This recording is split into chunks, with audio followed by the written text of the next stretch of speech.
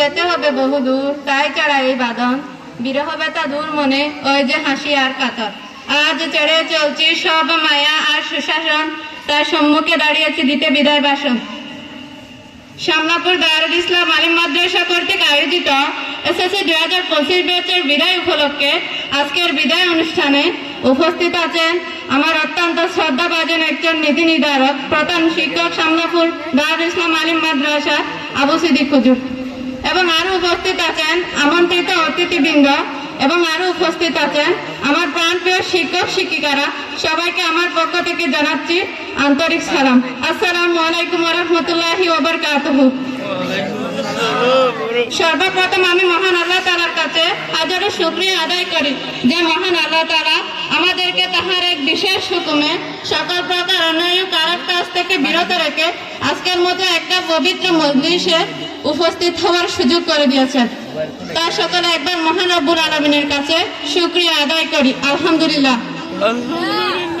আসলে আমি যেদিন এই বিদ্যালয়ে প্রথম এসেছিলাম আমি অনেক কান্নাকাটি করেছিলাম, বলেছিলাম আমি যাব না যাব না যাব না, কিন্তু কে শুনে কার কথা। আব্বু আম্মুর চিল্লানিতে টিকায় মাদ্রাসা আসা লাগতো। তারপর ধীরে ধীরে তৈরি হলো কিছু ফ্রেন্ডস, এবং আমার প্রিয় শিক্ষকদের সাথে তৈরি হলো একটা ভালো রিলেশনশিপ। এভাবে আমাদের 60টি বছর অতিবাহিত হয়ে গেল, কিন্তু আজ সেই 60টি বছর রীতির মাথায় পড়ে যাচ্ছে। আসলে আমার কথা এটা, শামলাপুর দারুল ইসলাম আলিম মাদ্রাসা এক আবেগ, অনুভূতি ও ভালোবাসার নাম। একটা কথা শুনতে তিক্ত লাগলেও এটা সত্যি যে একদিন আমাদের সবাইকে প্রাণের ক্যাম্পাসটা ছেড়ে চলে যেতে হবে। তখন আমি বলবো না আমি শামলাপুর দারুল ইসলাম আলিম মাদ্রাসায় পড়ি, তখন আমি বলবো আমি শামলাপুর দারুল ইসলাম আলিম মাদ্রাসায় পড়তাম। তবে হ্যাঁ, দেখা যাচ্ছে একদিন আমাদের জন্য সবকিছু অতীত হয়ে দাঁড়াবে। আর হ্যাঁ, আজকের দিনটা হচ্ছে আমাদের জন্য লাস্ট দিন। আগামীকাল থেকে সবকিছু আমাদের জন্য অতীত হয়ে দাঁড়াবে। মোশাররফ হুজুর, মুনাফ স্যার, শেফায়েত স্যার এবং বিভিন্ন স্যারের মোটিভেশনের কথাগুলো সত্যি খুব মিস করব। আসলে এই পৃথিবীটা অনেক সুন্দর, কিন্তু এই পৃথিবীতে আমি চিরকাল বেঁচে থাকবো না।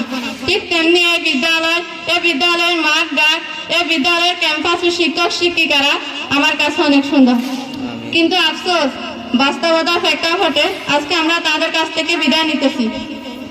আর হয়তো আমরা শিক্ষকদের মাথা ব্যথার কারণ হতে পারবো না। আমরা হয়তো না বুঝে তাদের সাথে অনেক খারাপ ব্যবহার করেছি। তারা যেভাবে চেয়েছেন আমরা তাদের সাথে সেভাবে ব্যবহার করতে পারি না।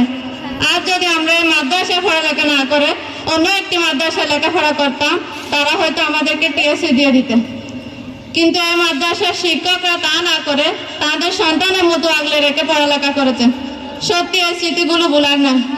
আজকের দিনে আপনাদেরকে ধন্যবাদ দিয়ে ছোট করবো না। তো মহান আল্লাহ তাআলার কাছে একটাই চাওয়া, মহান আল্লাহ তাআলা যেন আমার শিক্ষকদের জান্নাতের সর্বোচ্চ স্থান দান করেন। শুনেছি 40 জন আমিন বলে নাকি দোয়া কবুল হয়, তাই সকলে বলে আমিন। ইনশাআল্লাহ কথা দিচ্ছি আপনাদের মহান আদর্শকে বুকে ধারণ করে আলু চালাবো দিক দিগন্তে। প্রত্যেকটা চ্যালেঞ্জ মোকাবেলা করব। দোয়া করবেন স্যার আপনাদের এই শিক্ষাকে বুকে ধারণ করে সত্যকে যেন সত্য বলে আখ্যায়িত করতে পারি, আর হ্যাঁ, অন্যায়কে কেন অন্যায় বলে আখ্যায়িত করতে পারি। আমাদের মাদ্রাসার জুনিয়র ভাই বোনেরা যারা আছো, তোমাদেরকে ঠিক কতটা ভালোবাসা দিতে পেরেছি জানি না, কিন্তু আমরা তোমাদের কাছ থেকে যে সম্মান পেয়েছি তা আজীবন ভোলার নয়। সত্যি আমরা তোমাদের প্রতি চিরকৃতজ্ঞ। তোমরা শিক্ষকদের সাথে সবসময় ভালো ব্যবহার করবে, আর আমরা যদি তোমাদের সাথে কখনো খারাপ ব্যবহার করে থাকি দয়া করে আমাদেরকে ক্ষমার দৃষ্টিতে দেখবে। তবে সবার থেকে দামি তারাই ছাত্রছাত্রী যারা, তাদের সবকিছু অর্থ ছিল আজকের এই শিক্ষকদের দ্বারা। তাই যাওয়ার আগে আজ তাদের নিয়ে কিছু কথা বলি, তাদের নিয়ে কত স্বপ্ন বুকে বয়ে চলি। আপনারা ভালো থাকবেন স্যার, আপনাদের শিক্ষার্থীদের নিয়ে সব রাখবেন বুকে। ইনশাআল্লাহ একদিন আপনাদের ভালোবাসায় দেশের নীল আকাশে রাঙা সূর্য উঠে যাবে। ভালো আছি, ভালো থাকবেন সবাই। এসএসসি 25 ব্যাচকে মনে রাখবেন। চলে যাচ্ছি, তবে যাচ্ছি না, রেখে যাচ্ছি স্মৃতি। আসসালামু আলাইকুম ওয়া রাহমাতুল্লাহি ওয়া বারাকাতুহু।